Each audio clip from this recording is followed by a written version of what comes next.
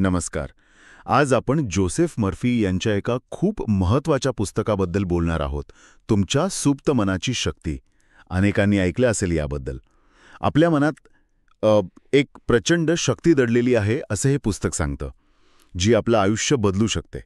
आज आपण याच पुस्तकातले काही महत्त्वाचे विचार, काही कल्पना समजून घेण्याचा प्रयत्न करूया. आपल्याकडे यातले काही निवडक मुद्दे आहेत आणि आपला उद्देश हाच आहे की या संकल्पना सोप्या भाषेत कशा समजतील, कशा वापरता येतील. तर मग सुरुवात करूया.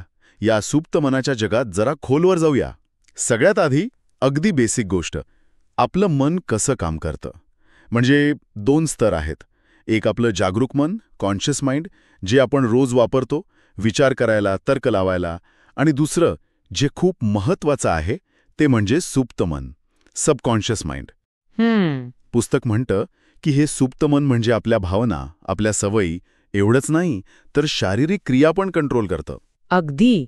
आणि आपण त्यावर थेट विचार करून ताबा नाही मिळू शकत, पण खरी शक्ती तिथेच आहे. हो, अमर्याद शक्तीचा स्रोत आहे असं म्हटलंय. बरोबर.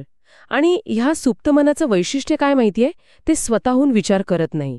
म्हणजे ते चांगलं काय वाईट काय हे ठरवत नाही. अच्छा. ते एका सुपीक जमिनीसारखं आहे. तुम्ही जे विचार पेराल ते तिथे रुजतं. म्हणजे आपले जागरूक विचार, आपल्या कल्पना, आपले विश्वास हे बियाणांसारखे आहेत. सुप्त मन ते फक्त स्वीकारतं आणि मग त्यावर काम करतं. मग ते विचार सकारात्मक असोत किंवा नकारात्मक, काही फरक पडत नाही त्याला. म्हणजे जसं पेराल तसं उगवेल. अगदी. म्हणूनच मर्फी म्हणतात की आपलं जागरूक मन आहे ना, त्याने एका पहारेकऱ्यासारखं काम केलं पाहिजे. पहारेकरी म्हणजे नकारात्मक विचारांना आत येऊ द्यायचं नाही, त्यांना दारावरच अडवायचं आणि सकारात्मक विचारांनाच आतमध्ये प्रवेश द्यायचा. बरं. म्हणजे आपल्या विचारांवर लक्ष ठेवणं खूप गरजेचं आहे. खूप जास्त. पण हे फक्त मानसिक नाहीये ना. पुस्तक शारीरिक परिणामांबद्दल पण बोलतं. म्हणजे बरं होण्याच्या प्रक्रियेबद्दल वगैरे. हे खरं आहे का? हो, अगदी. मर्फी हे अगदी स्पष्टपणे सांगतात की कुठल्याही प्रकारचा उपचार असो, शारीरिक किंवा मानसिक, अगदी पूर्वीच्या काळातील चमत्कारिक वाटणाऱ्या गोष्टींपासून ते आजच्या मेडिकल सायन्समधल्या प्लेसिबो इफेक्टपर्यंत. हो, प्लेसिबो इफेक्ट ऐकलंय. या सगळ्यामागे तुमच्या सुप्त मनाची शक्तीच काम करत असते.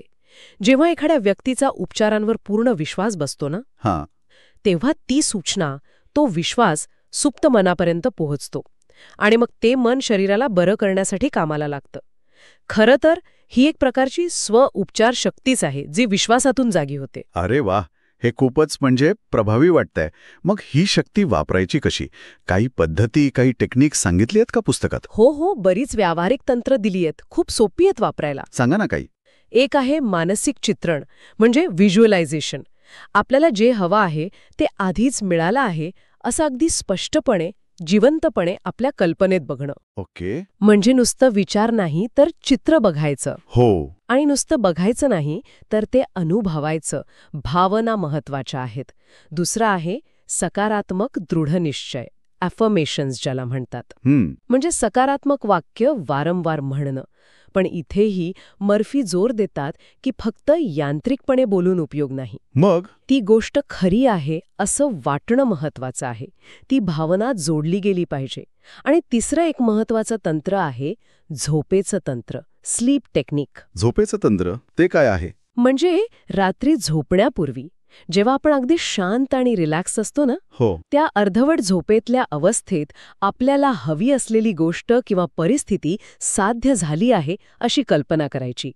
कारण तेव्हा आपलं जागरूक मन शांत झालेलं असतं आणि सुप्त मनापर्यंत सूचना पोचवणं सोपं जातं. इंटरेस्टिंग. म्हणजे झोपेच्या आधीचा वेळ महत्वाचा आहे. खूप. हे पुस्तक फक्त आरोग्य किंवा बरं होण्यापुरतं नाहीये ना. मला वाटतं जीवनाच्या इतर गोष्टींबद्दल पण आहे. पैसा, यश, नातेसंबंध. अगदी. सगळ्याच क्षेत्रांबद्दल बोलतं पुस्तक. हो, तो संपत्तीबद्दलचा भाग मला आठवतोय. काहीतरी वेगळं सांगितलंय त्यात. म्हणजे फक्त पैसे हवेत असं म्हणून चालत नाही, असं काहीतरी. बरोबर पकडलं. मर्फी समृद्धीच्या मानसिकतेवर, म्हणजे प्रॉस्पेरिटी कॉन्शियसनेसवर खूप भर देतात. समृद्धीची मानसिकता म्हणजे पैशाबद्दल आपल्या मनात काय विचार आहेत, काही अडखळे आहेत का, नकारात्मक भावना आहेत का, जसं की पैसा मिळवणं खूप कठीण आहे किंवा पैसा वाईट असतो, असल्या काही धारणा असतात बऱ्याच जणांच्या मनात. हो, तर या धारणा काढून टाकायच्या आणि त्याऐवजी मी आर्थिकदृष्ट्या संपन्न आहे किंवा पैसा समृद्धी माझ्याकडे सहजपणे येते आहे असे विचार मनात खोलवर रुजवायचे. अच्छा, म्हणजे फक्त इच्छा नाही तर ती संपन्न असल्याची भावना मनात आणायची. अगदी ती भावना सुप्त मनापर्यंत पोचली पाहिजे.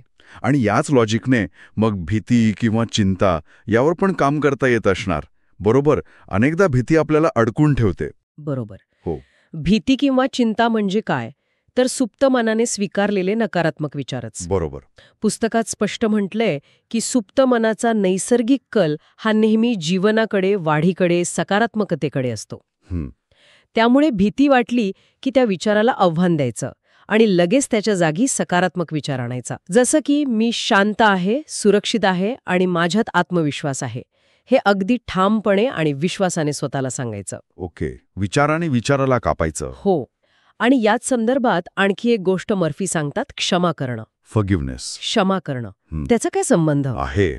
कारण जेव्हा आपण इतरांबद्दल राग किंवा द्वेष मनात ठेवतो तेव्हा आपण स्वतःलाच त्या नकारात्मक भावनांच्या ओझ्याखाली दाबून ठेवतो. क्षमा केल्याने आपण भावनिकदृष्ट्या हलके होतो, मोकळे होतो. सुप्त मनावरचा नकारात्मक प्रभाव कमी होतो. अच्छा, म्हणजे क्षमा दुसऱ्यासाठी नाही तर स्वतःसाठी करायची. अगदी. आणि अजून एक मुद्दा आहे चिरतरुण राहण्याचा, म्हणजे मनाने तरुण राहण्याचा. हो, त्याबद्दल पण आहे पुस्तकात. हो, मर्फी म्हणतात की वय वाढणं तर नैसर्गिक आहे, ते थांबवता येत नाही. पण मानसिक उत्साह, काहीतरी नवीन शिकण्याची इच्छा, कुतूहल हे जर आपण टिकवून ठेवलं तर आपण मनाने आणि भावनिकदृष्ट्या तरुण राहू शकतो. आणि सुप्त मन आपण जसा विचार करतो तशी शारीरिक प्रतिक्रिया पण देऊ शकतं काही प्रमाणात. म्हणजे आपलं वय आपल्या विचारांवर पण अवलंबून आहे असं म्हणायचंय का? बऱ्याच अंशी. मानसिक दृष्टिकोन खूप महत्वाचा आहे. तर ह्या सगळ्या चर्चेतून आपण काय म्हणू शकतो? एकंदरीत आपल्या विचारांमध्ये, आपल्या धारणांमध्ये एक प्रचंड शक्ती आहे. हो. आपलं सुप्त मन हे एका पॉवरफुल टूल सारखं आहे, पण ते वापरायला शिकायला हवं. आपल्या जागरूक मनाने त्याला योग्य दिशा द्यायला हवी. अगदी बरोबर. आणि ही फक्त ऐकण्याची किंवा वाचण्याची गोष्ट नाहीये, ही रोजच्या जगण्यात जाणीवपूर्वक वापरायची गोष्ट आहे. बरोबर, कृतीत आणायला हवं. नक्कीच. आजच्या या आपल्या बोलण्यातून एक विचार नक्कीच घेण्यासारखा आहे. आपल्या सुप्त मनाच्या या शक्तीचा विचार करता अशी कोणती एक लहानशी सवय किंवा एखादा विचार आहे जो आजपासून बदलण्याचा आपण प्रयत्न करू शकतो, ज्याचा आपल्या आयुष्यावर पुढे जाऊन खूप सकारात्मक परिणाम होऊ शकेल. यावर प्रत्येकाने विचार करायला हवा.